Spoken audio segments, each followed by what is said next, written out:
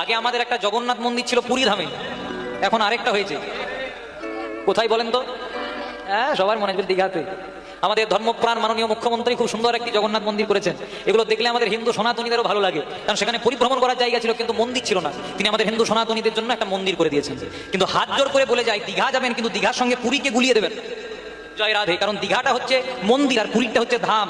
4 যুগে 4টি ধাম, সত্য যুগে বদ্রীনাথ, ত্রেতা যুগে রামেশ্বরম, দ্বাপর যুগে দ্বারিকাপুরী, আর কলি যুগের ধাম হচ্ছে পুরী। পুরী ধামের মহিমা জানেন? একসঙ্গে অনেকগুলো পাত্রে রান্না হয়।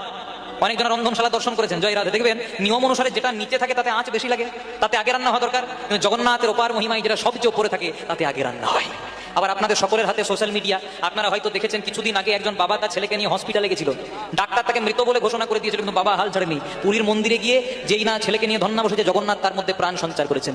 যারা বিজ্ঞানের মানুষ অনেকে হয়তো নাও মানতে পারেন, কিন্তু যুক্তির সঙ্গে ভক্তিকে গুলিয়ে দিলে হবে না। কারণ ভগবান যুক্তিতে মেলে না, ভগবান ভক্তিতে মেলে।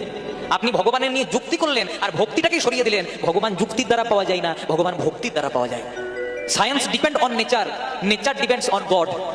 এই যে সায়েন্স বিজ্ঞান, সেটা ভর করে প্রকৃতির ওপর, আর প্রকৃতি ভর করে ভগবানের ওপর। জয় রাধে।